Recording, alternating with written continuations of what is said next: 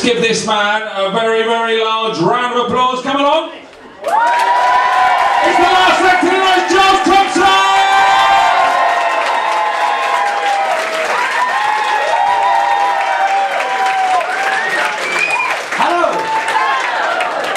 I'd like to begin by reminding you all that a dog is not just for Christmas. Unless, of course, you're in Korea, in which case, bon appetit. I had a hard time getting here this evening. I'm an emotional cripple, or as my girlfriend likes to say, the learned spastic. I apologise if I've upset anyone with the use of the word spastic. Turns out it's the second most offensive word to the disabled.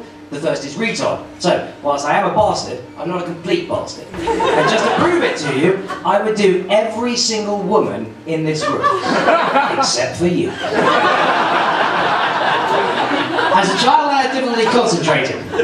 This quickly turned to hyperactivity. That would now be referred to as attention deficit hyperactivity disorder with lots of drugs. Back then, it was a clip around the ear and no orange squash. Once they realised tartrazine sent kids mental, the playground peddling of jelly sweets really boomed. Yeah, my man, look me up with 2 of those orange fruit pastels and a wrap of that homemade sugar. I got me maths and English later today and I ain't planning on learning a thing. Teachers having low expectations for me meant I could get away with murder, but then I did grow up in Norfolk. Plenty of places to hide a body. Yes. Norfolk, the land that time forgot, and coincidentally, the land that can't tell the time. A lot of thick people in Norfolk. A kid at school once called me a queer puff. I pointed out that was a double negative. He thought about it, replied, cheeky! Didn't lose my virginity till I was 17. Unusual coming from a place where you can fuck your family. A lot of drugs in Norfolk. Have you heard about this new drug, snoozy booze? It's 50% Valium, 50% laxative. First you do the snoozy, then you do the boozy. Snoozy booze. Actually, that reminds me, they say you should never take your work home with you. I'm not sure about that. A friend of mine working in an old people's home didn't wipe his own arse for 15 years. They also say you learn from your mistakes. If that's true, why do I still eat Chinese food? People tend to think of the Chinese as cruel to animals. That's because they are. The French, on the other hand, whole other level.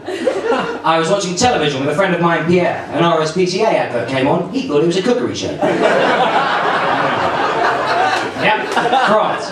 Centre of culture for literature and cuisine, and where in some places you still have to shit in a hole in the ground. Try doing that after 5 courses of animal cruelty with a rich cream and butter sauce. Yep, France, you may have champagne and salsa, but we've got armated shanks and deodorant. You're fun on Ah, yes, well, I guess most people have shat in a hole in the ground these days, what with festivals and taking their year out. Yeah, you know, I thought I might just go travelling for a year, see the world. Bollocks. We all know it's basically finding one of the cheapest countries in the world that doesn't have a civil war on and holding up there for as long as your parents are prepared to lend you money whilst getting off your tits. I went off around the world to discover myself. Do you know what I found out? I'm a cunt. My nephew asked me to read him a Mr. Man book, Mr. Chatterbox. Now there's a guy that needs to lay off the orange squash. I decided to write my own Mr. Man book, and this is how far I got. Mr. Falls for it every time, and Mr. Do My Nan in the butt were wondering what to do with their day. What shall we do today, said Mr. Falls for it every time. Why don't we visit your nan? Said Mr. Do My Nan in the butt. Why do you always want to visit my nan, Mr. Do My Nan in the butt? Said Mr. Falls for every time. Well, said Mr. Do My Nan in the butt, she does make the most wonderful cake. I've been Giles. You